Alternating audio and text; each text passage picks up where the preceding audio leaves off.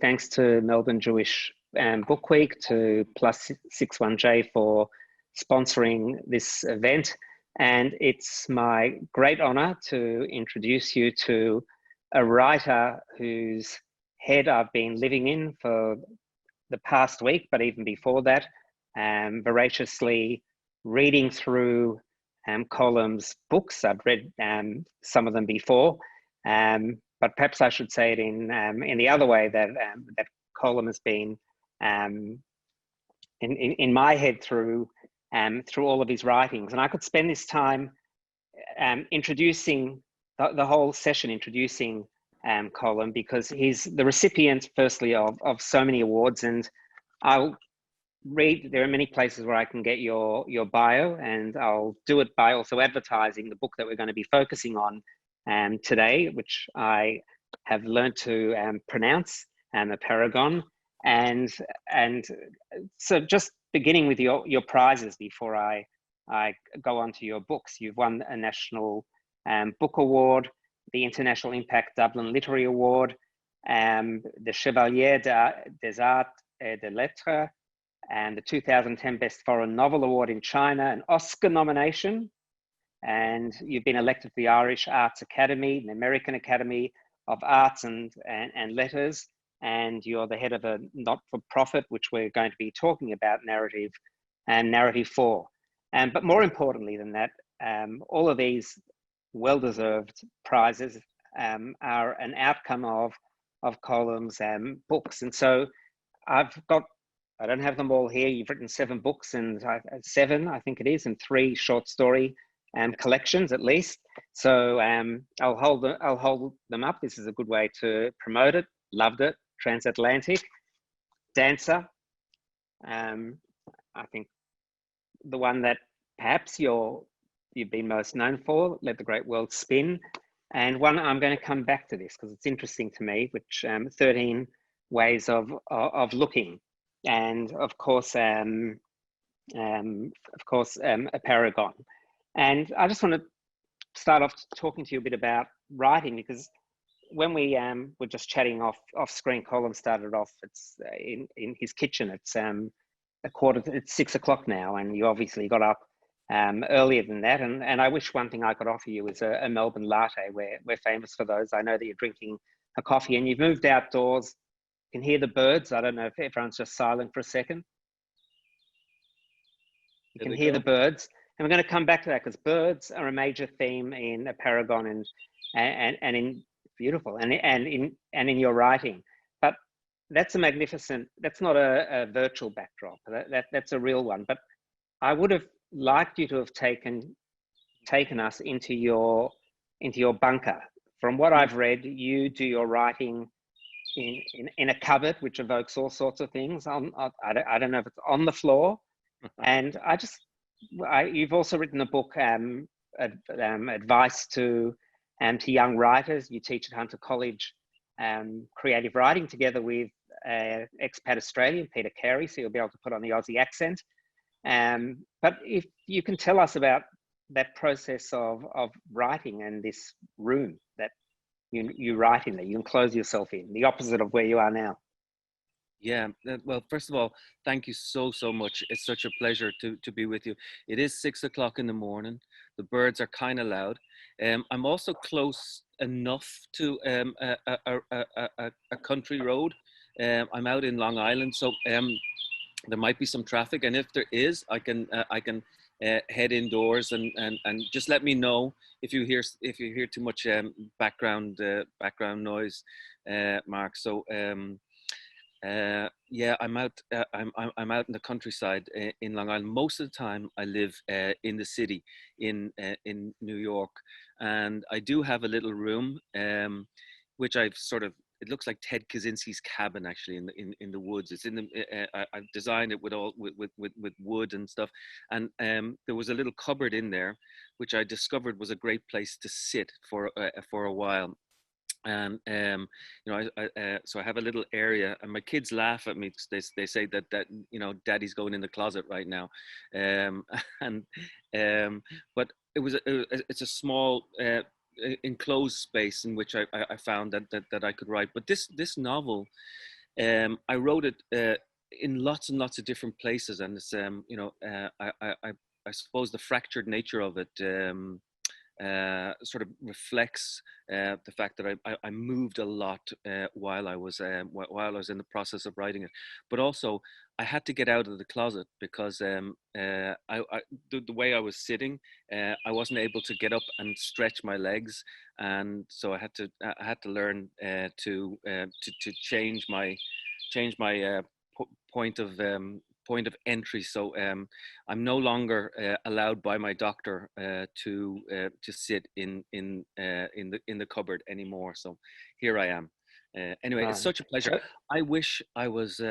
I wish I could have gone on my trip to Australia this year. I was really, really, really looking forward to it.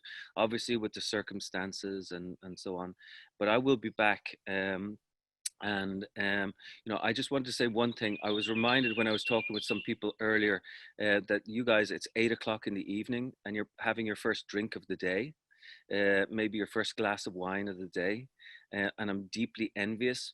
But my favorite word comes from is the rosiner, which is the first drink of the day in Ireland, and it comes from the rosin that you put on the violin bow before playing. So the first drink of the day is called the rosiner. So I wish I was joining you in that, but I'm having a coffee instead. So thank you to everybody for being here, and good morning and good evening. right. So I wanted to ask you just one more question about your writing process, because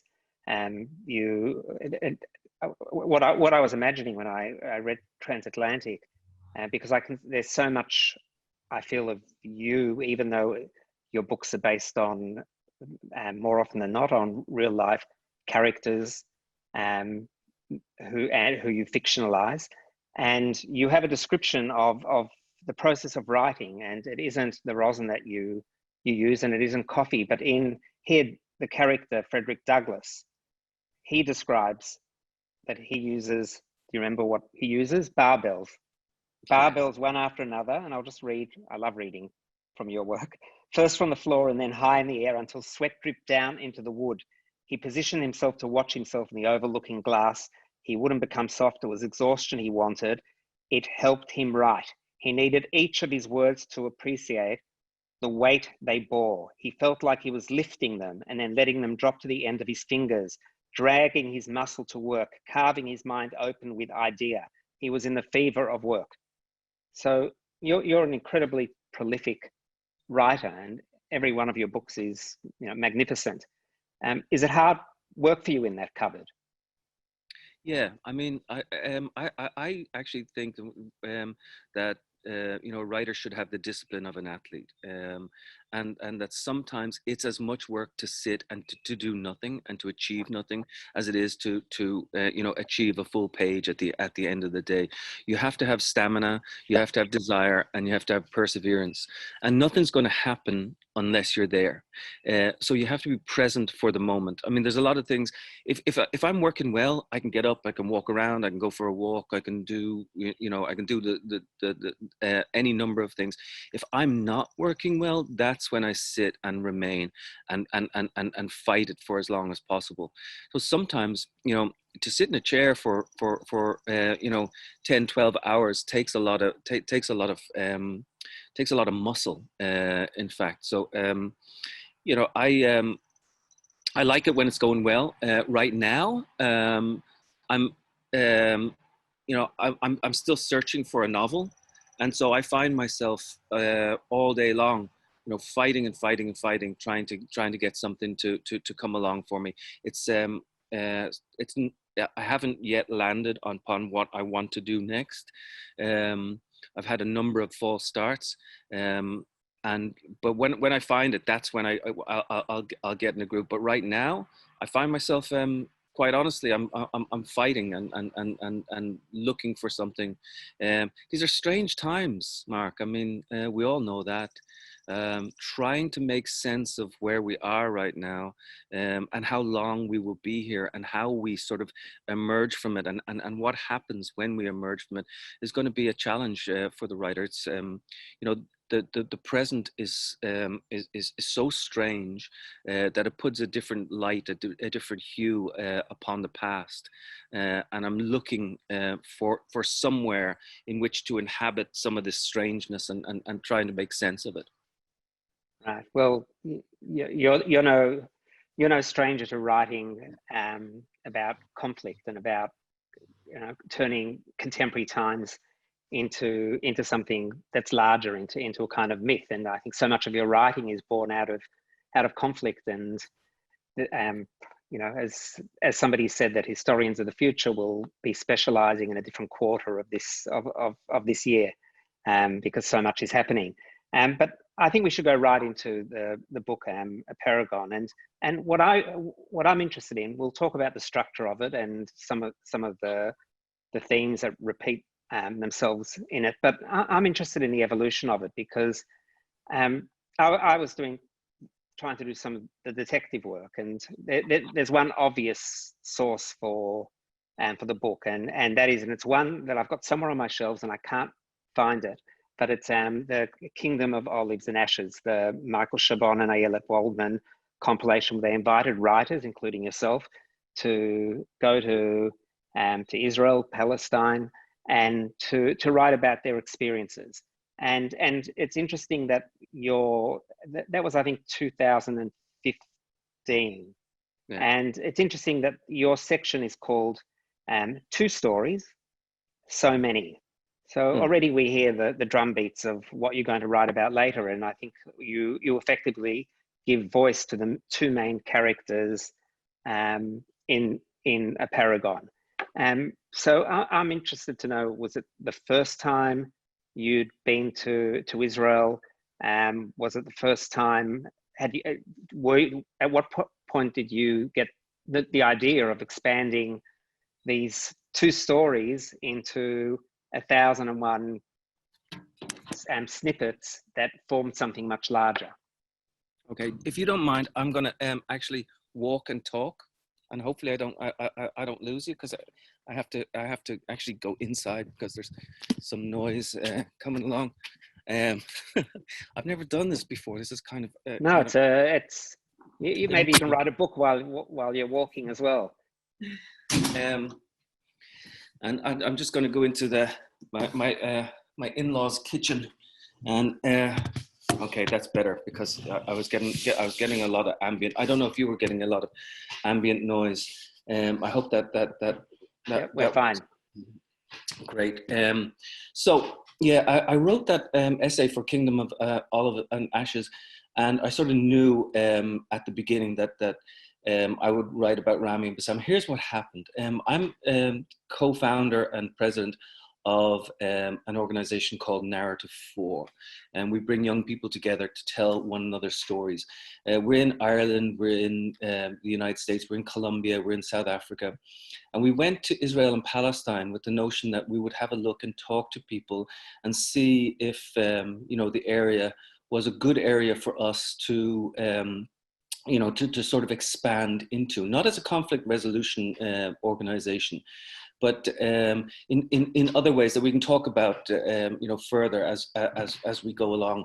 But I went there, a group of activists and artists and musicians, including the bass guitarist from Maroon 5, the band Maroon 5. A group of us were traveling around.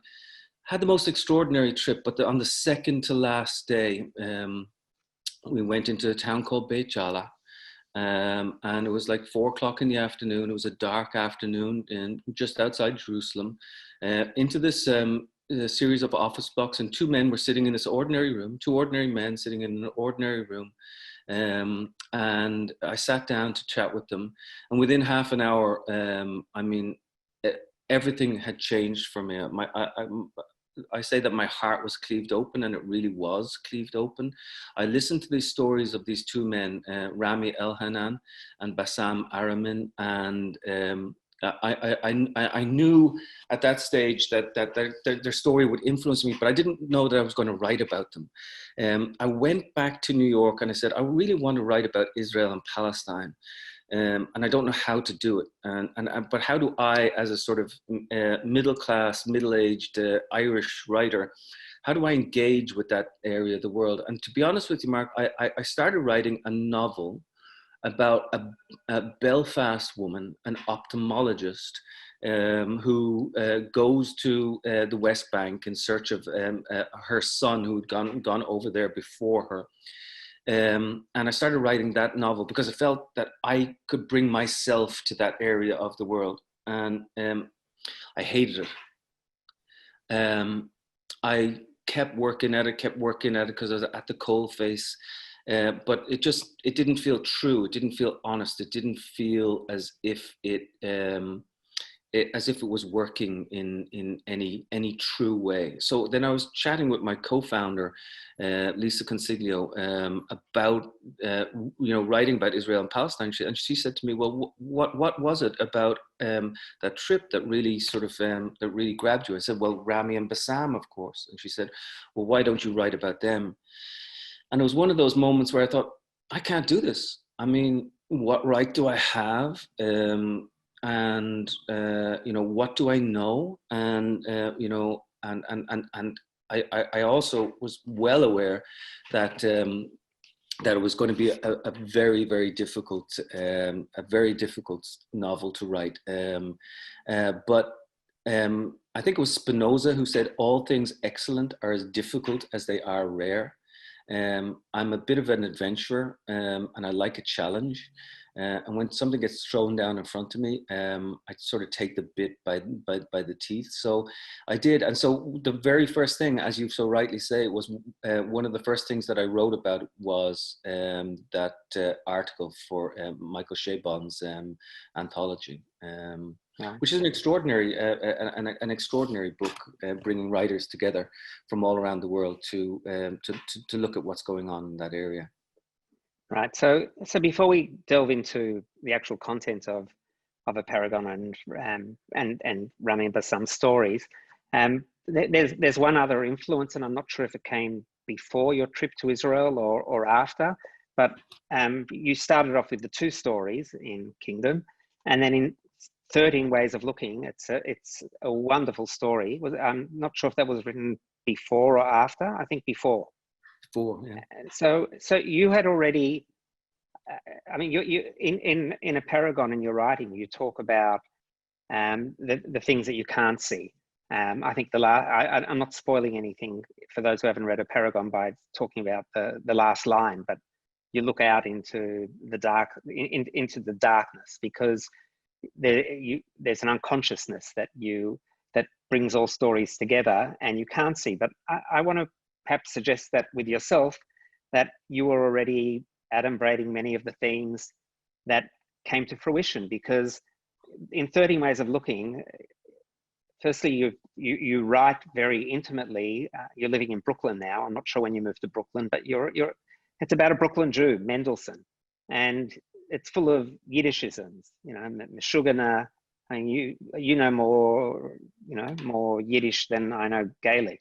Alta Kaka, all sorts of Yiddish words, and you also talk about his Irish, the Irish connection and the Jewish connection, the 2 different conflicts, and the futility of, I think it's Mendelssohn's daughter, who's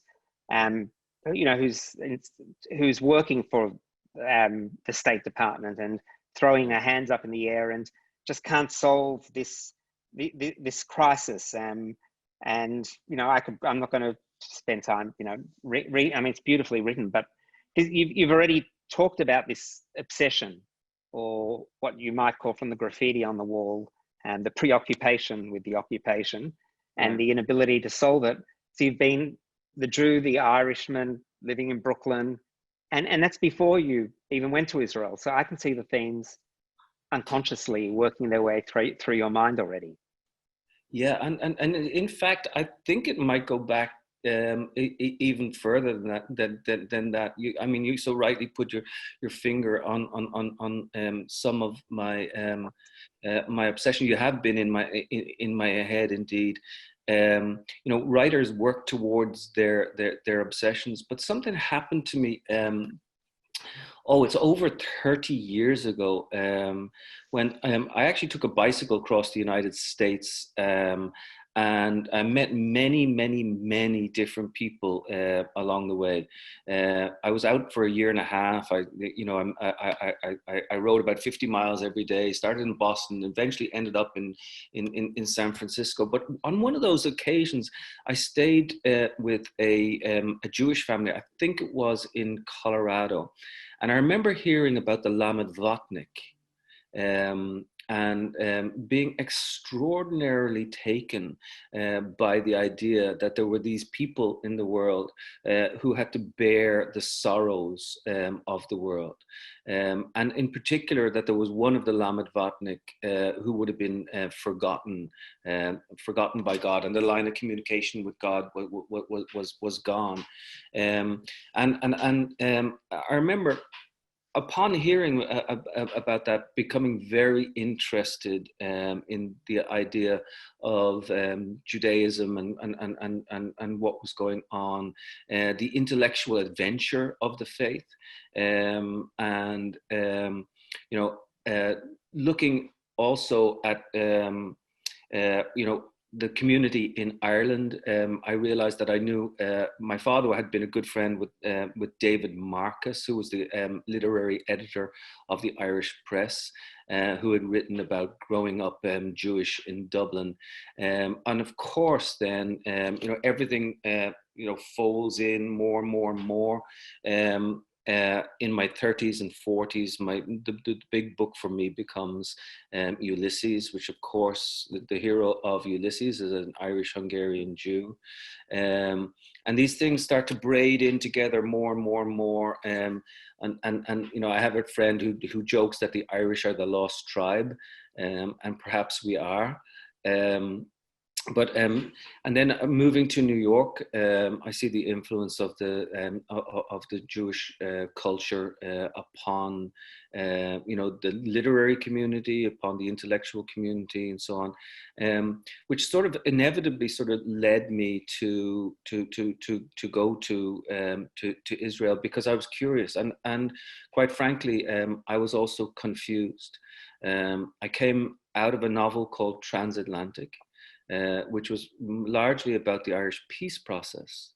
And some of it is about Senator George Mitchell. And Senator George Mitchell became a friend. As you know, he spent 2 years as special envoy in the Obama years in the Middle East, special envoy to the Middle East. And I was talking to him one evening, and he said, you think Ireland was complicated? You should try, over there. And it was kind of like another little teaser for me to go into this territory that I didn't necessarily know, and try to make a certain personal sort of sense out of it. And I have to say, it was a remarkable adventure. I mean, I've been there now many, many times, close to a dozen times.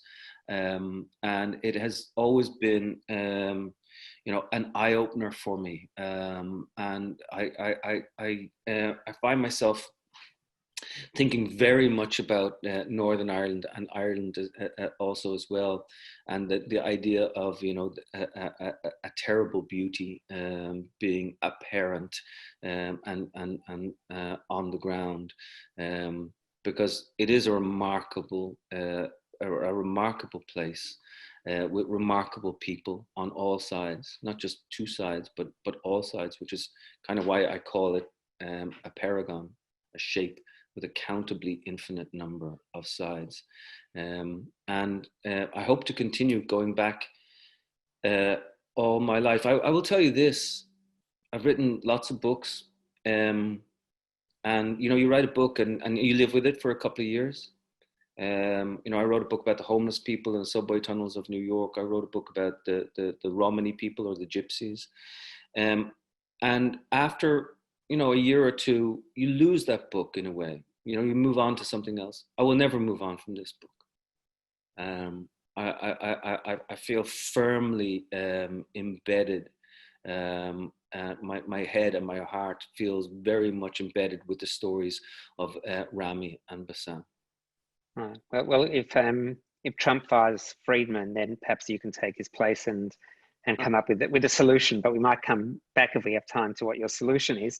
But the actual book, because I think people mightn't be aware that Rami and Bassam both lost their daughters, and they formed part of the bereaved circle. I've taken student groups to study the conflict there, and Rami spoke to us. So I've heard that heartbreaking story, but I imagine hearing it with Bassam, the two stories that you start off with, is incredibly powerful. But what I want to ask you is about Apeirogon, which is, I'm trying to imagine the shape, and you give, it can be any shape because it's an accountably infinite shape, which is paradoxical, but I guess what distinguishes this book from the others, all of your books are multi-layered, and you often take three stories and weave them in together in intricate ways. And here you've taken two stories, but effectively you've used the model of the Apeirogon to hone in on one theme, but even more so, you've told a story through Arabian Nights, which has resonance because one of Rami's daughter, Smadar, who is killed by a suicide bomber. Rami used to read her Arabian Nights, but your book is structured with 500 bits going forward, then you jump to 1001, and then 500 back. So it's not a linear structure, but it still captures the idea of a circle. And I want you to talk about this decision to why you felt in this conflict. So there are 13 ways of looking. Here you're trying to capture, well, the image that comes to mind is a very Jewish image at a wedding, a glass that is broken into fragments, and then you try to pick up all the shards and pull them together, and you give an equation for it. When you divide death by life, you find a circle. And we won't go into where the quote comes from, but can you talk about your decision to structure your novel in this way, and how that impacts the emotional resonance of the story? For years I've been at my students in Hunter College to write me a novel that echoes the consciousness of the internet, and I pushed and pushed and pushed various students to try and create a piece of work that has those sort of overtones or undertones, eventually when I came upon the idea of writing Apeirogon, it seemed to me that this was the way to do it. Part of me, I was looking at Northern Ireland, and I was looking at the words for polygons, because it is a polygonal thing, and I came upon the word Apeirogon almost 10 years ago, and I tucked it in the back of my head. I didn't use it in that novel, but I knew at some stage that I would use it. So I went to my publishers and I said, first of all, I'm going to write about Israel and Palestine. They went, oh. And secondly, then I said, I'm going to call it Apeirogon, and they went, oh.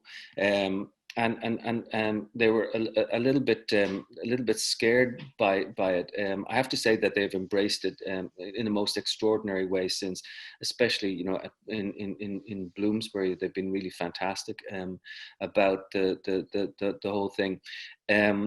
But what I wanted to do by calling it Apeirogon, and Apeirogon is a shape, as you say, with a countably infinite number of sides.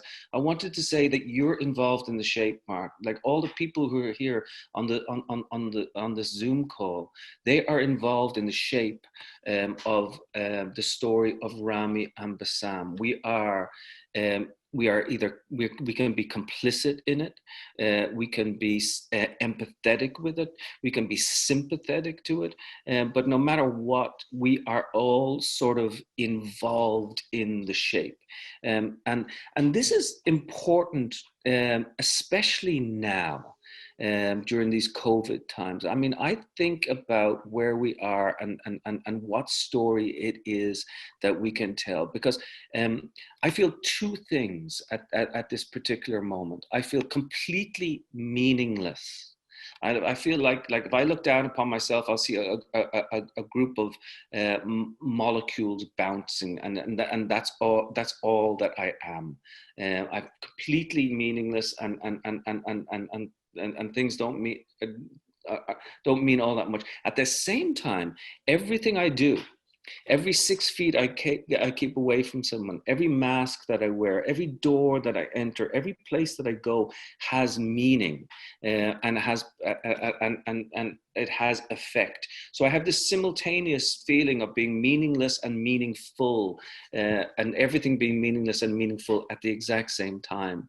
And part of that is being part also of the Apeirogon, and we can choose which one it is that we want to be part of. Obviously, I would like to be part of what is actually meaningful, and I think we all can be, by recognizing our part in the fabric of the story and the storytelling, and even just by engaging with the idea of what is going on, in another part of the world. I think that we take some sort of moral responsibility for being involved in the story. And so I wrote the story of Rami and Bassam and their daughters, who they lose their daughters, Abir and Smadar, and try to create a giant shape that includes you, and includes me, and includes, if you read the book, you'll see that there's lots of, the stories head out in several different directions. The shrapnel goes in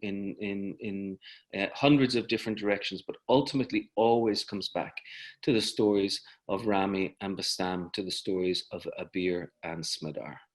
Mm. And one of the other, there are so many themes in the book, but you talk a lot about bombs and the manufacturing of bombs and the use of bombs, because Smadar was killed by a bomb, and Bassam's daughter was killed by a bullet. And so you talk a lot about those weapons, but I don't know if you've read Yehuda Amichai's poem, The Diameter of a Bomb, No. but it's a magnificent poem, and really I think captures that. The dimensions of what it can mean to lose a child in conflict. But you mentioned the word morality, and this morning I read an article in the New Yorker. It was very timely, by Masha Gessen, and in the article Masha distinguishes between three things: moral clarity, moral simplicity, and moral complexity.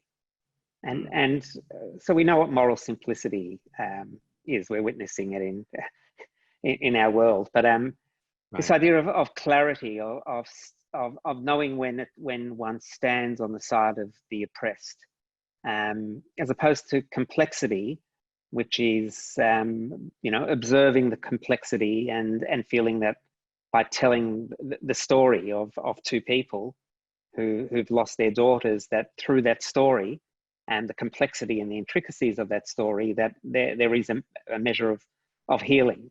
And I'm interested to hear from you whether you feel, as you write that there is for you a dimension of moral clarity that you felt, or that you chose two people. Rami comes from, he's married to a Pellet, Rivka Pellet, who comes from a well-known, very left-wing family. So I'm interested how you deal with that dilemma of complexity and clarity in relation to this conflict and your writing.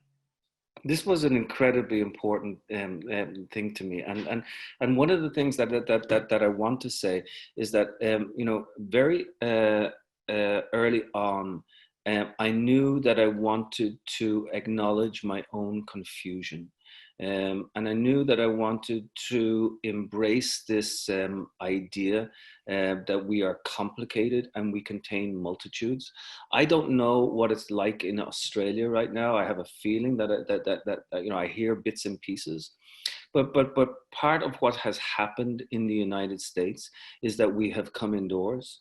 We have shriveled our moral landscape in so many ways. We've come in. We said, you know, this is my truth. This is the only truth. Let me not, you know, let me not hear anything else. Let me not see anything else. But let me speak about my own particular truth. And there's a loudness about people that equates in my universe with a rudeness too, because we're not open to other people. We're not open to doubt.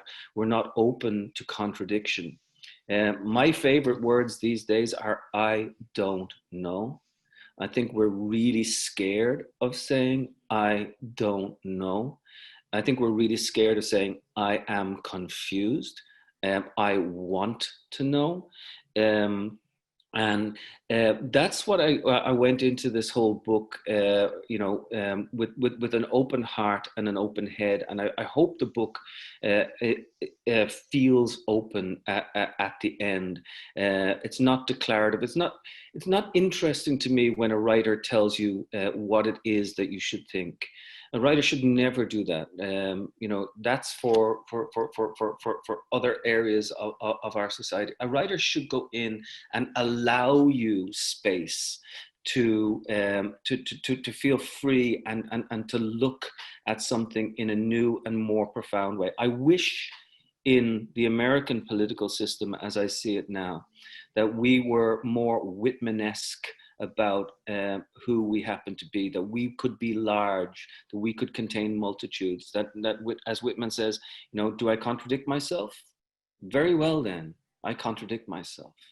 And so I didn't have a whole lot of skin in the game when it comes to, you know, writing about Israel and Palestine. I mean, I'm not Jewish and I'm not, you know, I'm not from a Palestinian background. I am from a Christian background, but, you know, when I went in there, it wasn't as if I had you know, a particular purpose to say, you know, what was right and what was wrong.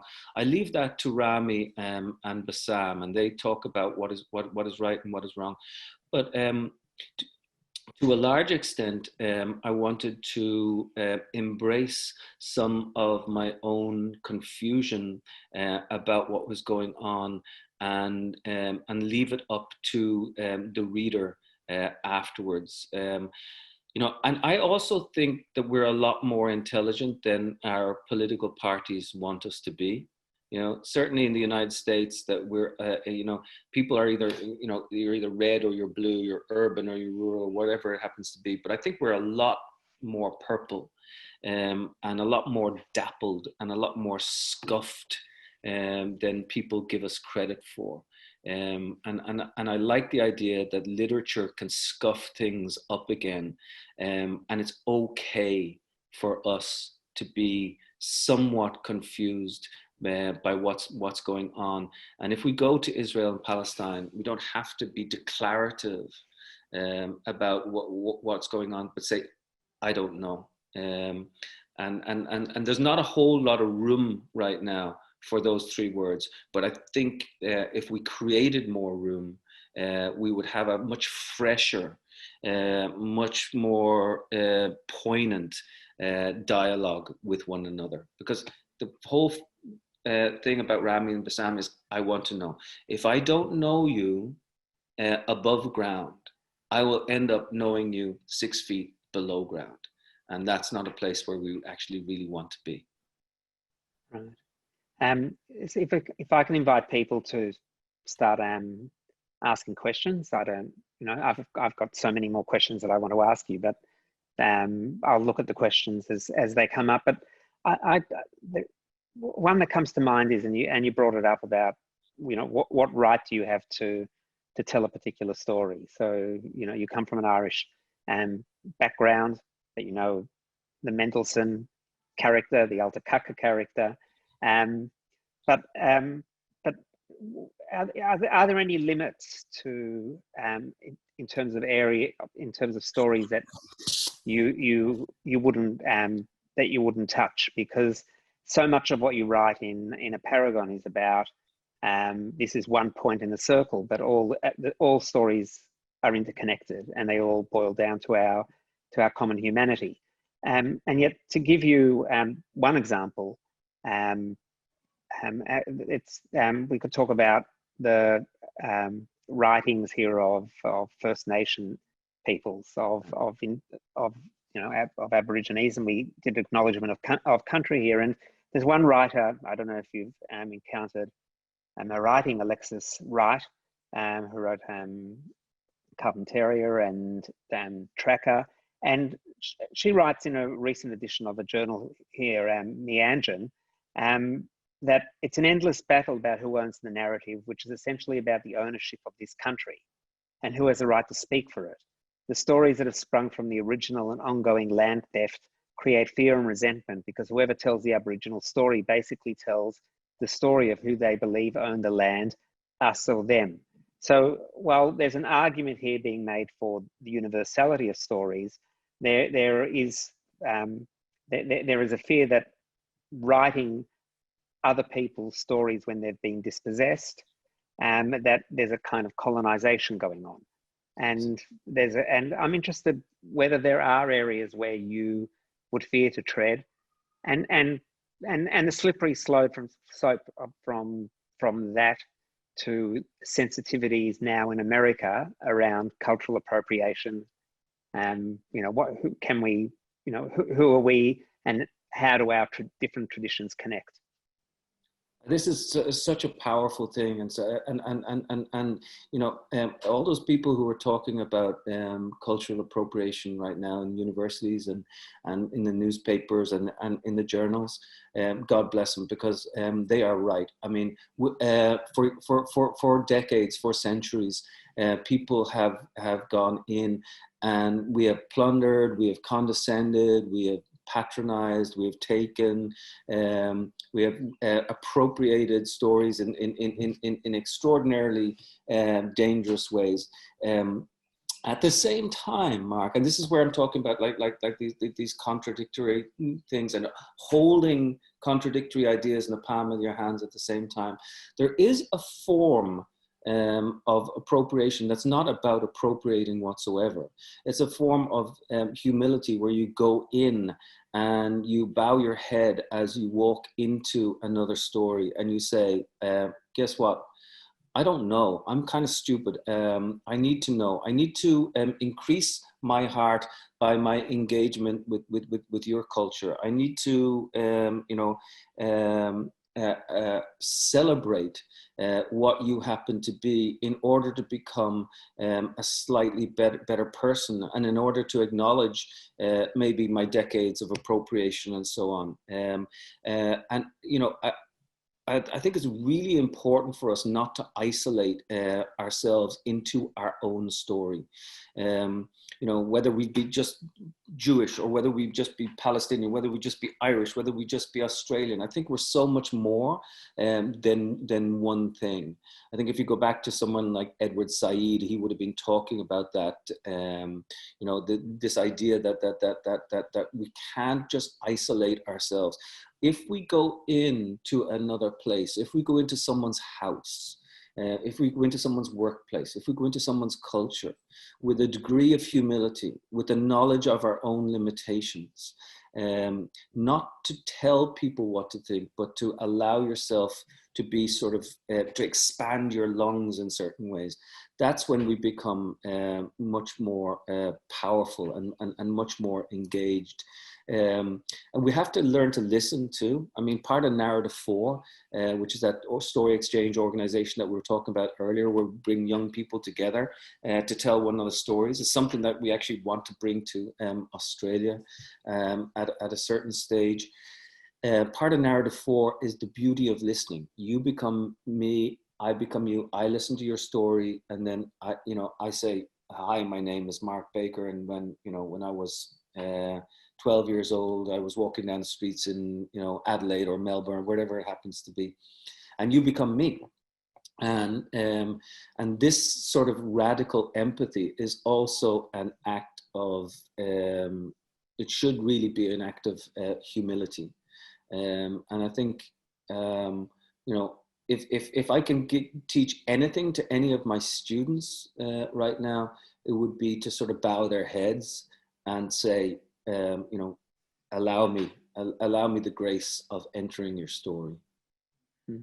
So we've got a question here that I think relates to that idea of radical empathy, because you've entered into the minds of Bassam and Rami, and the question is where fiction and non-fiction intersect, and in Apeirogon, it's interesting that in the kind of copyright material you've got the regular disclaimer that any resemblance to characters it doesn't say purely accidental, because it's not accidental, but then you write your own author's note at the beginning saying that it's based on these true stories, and you give them a voice at the very center of the book, which I think is interesting, where 500 and 500 meet, and 1001 is kind of a fable.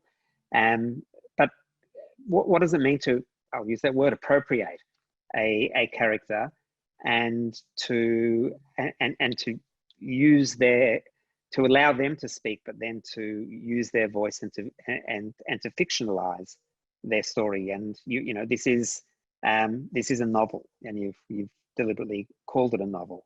So right. If you could say something about that. First of all, Rami and Bassam, they're the most incredible characters. They allowed me into their lives.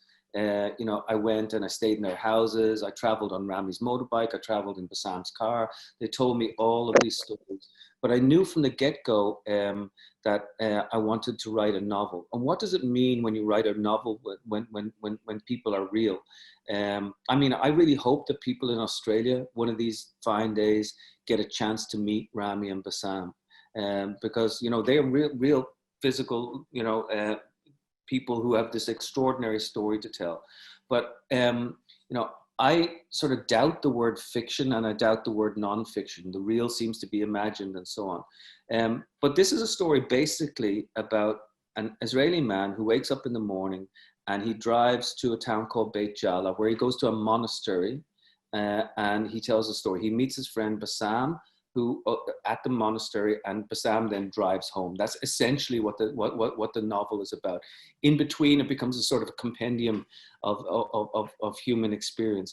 But one of the things about Rami and Bassam is basically everything in the book about them is true, except they had never been in that monastery. So here I had a Jewish man and a Muslim man come together and meet in a monastery in Beit Jala and tell their stories.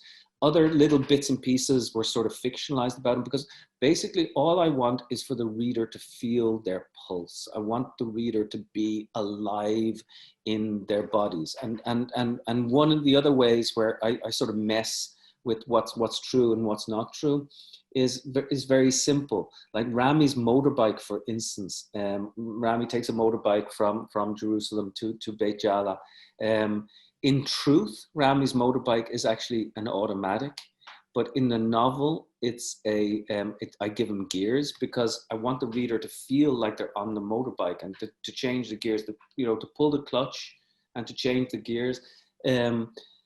Part of me just wants the reader to be involved in the bodies of these men, rather than look at them from a distance, to actually feel them and the human. Did Rami change his bike after he read the book?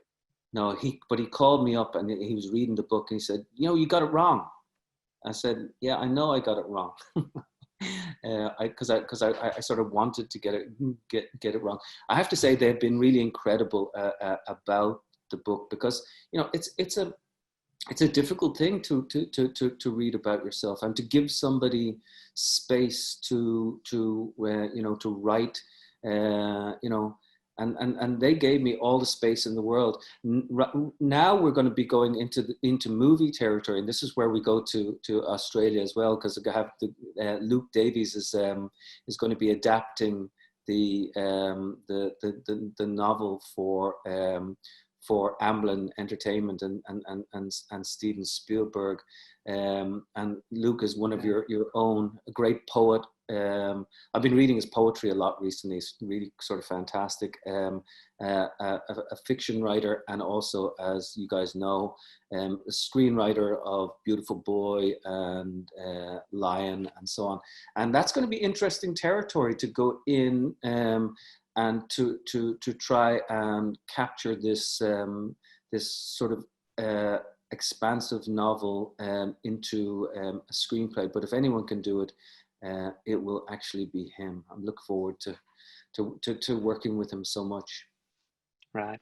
So we've got a lot more questions, but we don't have time. And I wanted to ask you about the birds, but I think there's a request for you to read 1001.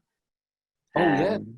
And also for you to show us your specially bound copy of Apeirogon. Okay. I hope you brought it in with you. I have. And that the birds didn't get to it. That's how we combine the questions. Can I go outside and do it outside?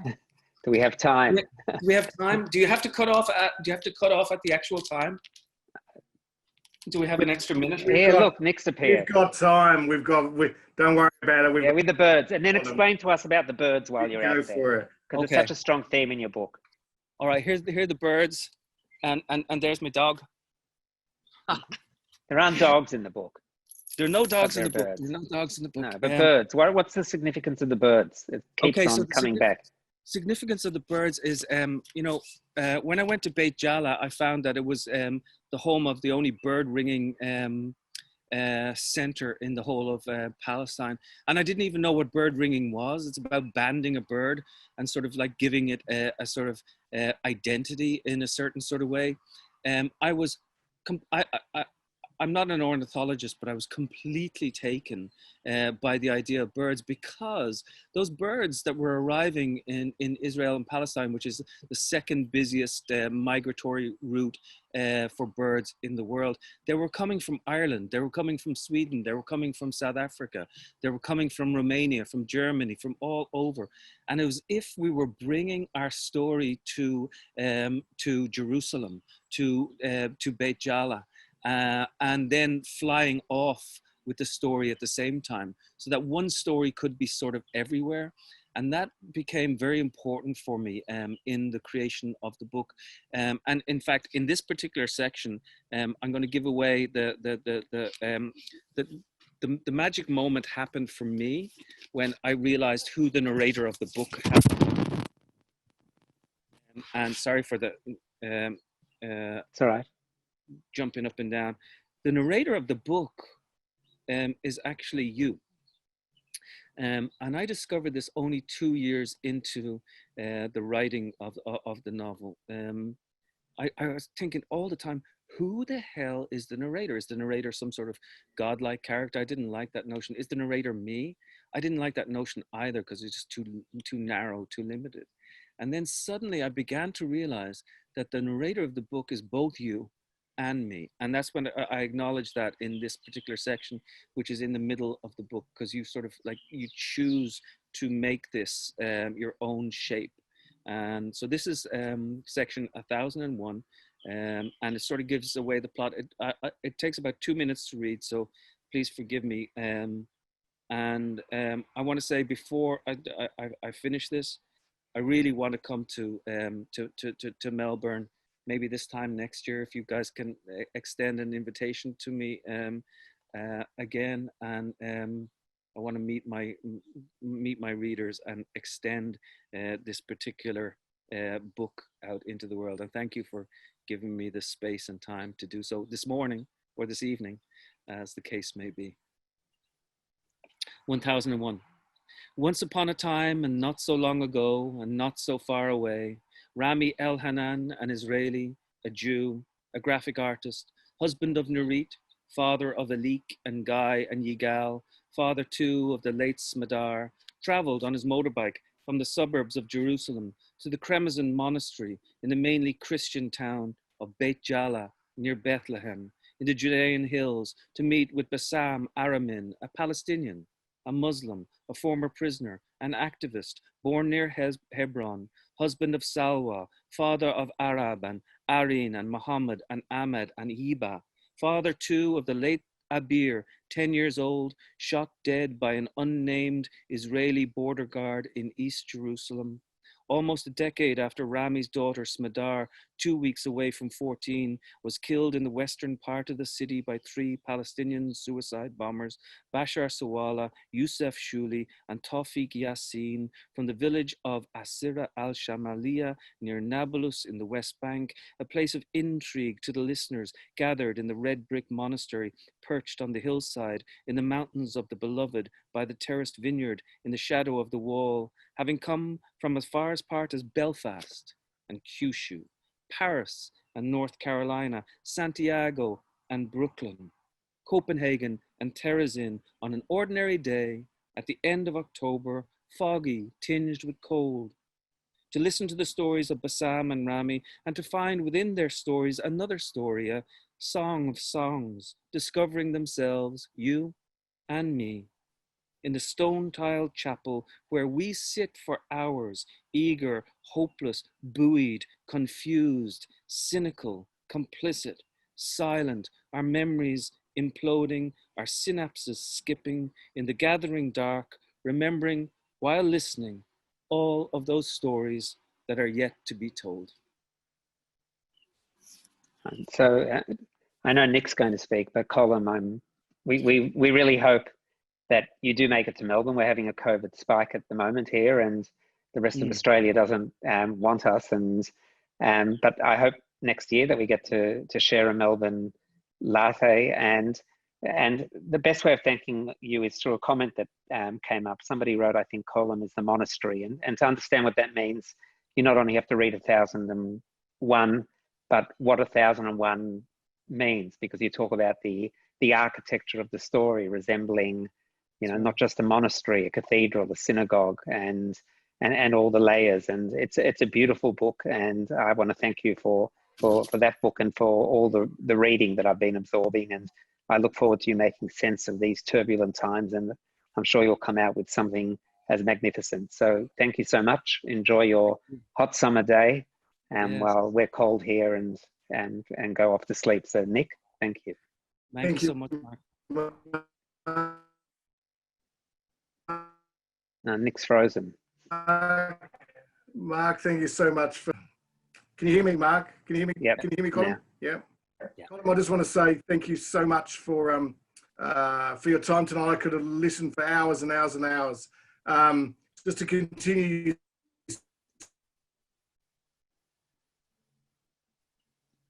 Frozen again. Would love to come when you do come down here, Mark. Colum, sorry. I'd love to have a live book group, book club in a venue where everyone can get together and discuss this amazing book. It's a book that's going to sit with me for years and years and years. I raise my glass to you, and please, I look forward to. I extend the invitation to you when you come down. We'll put something special on for you, I guarantee you. So thank you so much for your time and your generosity. Thank you so much, and thank you to everybody for listening in, and thank you to Mark for those incredible questions. That was really fantastic. Appreciate it. Thank you. Thank you. Before everyone leaves, I'd just like to remind you all that our regular monthly online festival event starts Tuesday, 14th of July. Film critic Jan Epstein will be interviewing film director Ben Lewin about his film The Catcher is a Spy, as well as his overall career, including the award-winning De Niro Boys. The Catcher is a Spy is currently on Netflix. So watch the film, register for our event, and you'll have the opportunity to ask questions of Ben. The month after that is a book club. The best way to keep in touch with all these events we're going to have on is to go to our website, subscribe to our newsletter. Finally, I'd just like to say, if you enjoyed this evening, and who wouldn't have enjoyed it, I really encourage you to donate something to our organisation. We want to keep these things coming, and it obviously technically it costs a bit of money, etc., etc. Go to our website. There's a donate button, and some more details will come up after this. As I said, we want to keep bringing you the best of writing in all forms, and so we want you to be a part of that. We want you to feel a part of it. So please, if you're able to, something so that we can keep doing it. Colum wants to say something. Thank you. He wants to say something. Can I say one thing? Please. Unbelievably, my wife, her grandfather was kidnapped by he was a general in the partisan army, but he was a scientist also, working on aeronautics in Italy. He was one of the scientists who was kidnapped by the catcher who was a spy. So literally, that story falls into my story. I mean, here in Long Island, he actually lived for a portion of his life, but he was one of the scientists who was taken from Italy and brought back to Norfolk, Virginia, to develop supersonic flight in the United States. It's just amazing to me to think that all of these stories are so intimately connected. Thank you. Absolutely. On Zoom, so you'll have to tune in. 5:30 in the morning. I will. Thank you. Finally, just to everyone who joined us this evening, I hope you've enjoyed it as much as I did. As I said, I could have kept listening for hours and hours. Thank you all of us for joining us, and we look forward to seeing you over and over again, month by month, and as we have special events like tonight's. So thank you to everybody, and thanks again to Colum. Cheers. Thank you. Thank you. Thanks, Mark.